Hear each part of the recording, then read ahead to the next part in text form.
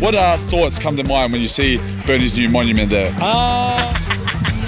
We're going to have a genuine conversation. Look, I actually think... Well, this is the slightly embarrassing thing about It's it. open to interpretation. Personally, Speaking of community, speaking of the youth and events and entertainment and engagement, my name is Jebediah Cornish and I'm a local videographer here in Burnie, Tasmania. And seeing as it is my 32nd birthday and I'm a born and raised local, I feel like I've officially earned the right to start asking some tough questions or some spicy questions. At least one spicy question.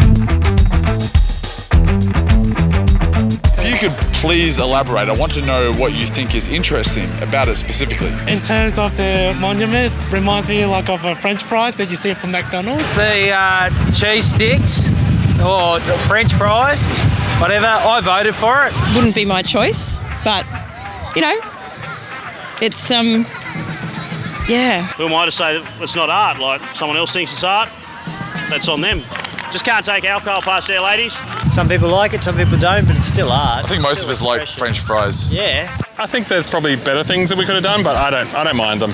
It's a fantastic thing for Burnie to have. I think the more we can celebrate the arts and bring some interest in culture, whether you love it or hate it, that's what art is about. It does look like chips though, right? It looks a little bit like hot chips. It's not all fast food and French fries. We do also host Australia's premier 10K race. What do you think that the Burnie 10 means for Burnie culture and Burnie's history? Burnie 10 is amazing.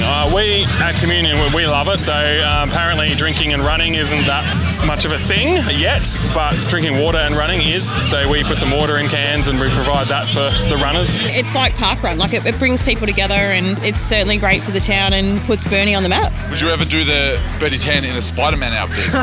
2025 maybe. That'd be pretty cool, man. That'd be a pretty cool sight, yeah. What about what was at least a surprise for me, the surprise event at the old pulp mill this year, where they hosted the Australian Rally Championship? From the insider knowledge that I have, I believe it's coming back for another 2 years. I went to the after party. It was up here at Bayview. I knew nobody and I thought how amazing to bring all these other people to see our city by the sea and really celebrate where we are and create something new and awesome. So I think great. I hope they continue to run it. That was awesome. I think they should do more events like that. It'll be great for Burnie. And utilising a space that's otherwise not being used, so great. Good. Yeah. More of it. Bring money in. What makes a good event? I think it's really about making sure you've got your entertainment right. We've got quite a significant lineup of bands, roaming performers as well, and then obviously the spectacle of the fireworks and drones. So I think it's about making sure you've got enough entertainment, that it's varied, that it can suit a wide audience, and that you've got enough food and drink vendors to cater for everyone as well. How do we keep this town energised and keep it interesting? Absolutely. So Maybe more events directed at teenage kids and stuff. The young generation's future. A bit more greenery, I reckon. Maybe adding just stuff that makes it look more clean. The council have got a fantastic plan. I just would like to see it happen. Anyone that hasn't seen anything about the plan for the future for this foreshore redevelopment needs to get around it. Actually start some positive chat about what the good things are here in Burnie and like really invigorate it by a bit of the power of positivity. It's just a bunch of knockers that put this place down that stop it from going forward. We've been world leaders for years, mate. It's it's about time people actually got on board and started supporting things around here. there is so much negativity around Burnie at the moment. The town looks tired, the CBD's tired, the Christmas decorations are tired, the council's top heavy. And that's really evident when they start cleaning up the place a little bit and putting more respect into the aesthetics of the town. I think that's when you're going to start seeing respect from the population. The negativity definitely comes from the council's attitude, I believe, either lacking in funding or lacking in just pure interest, really. It's tired. Why is this town worth saving?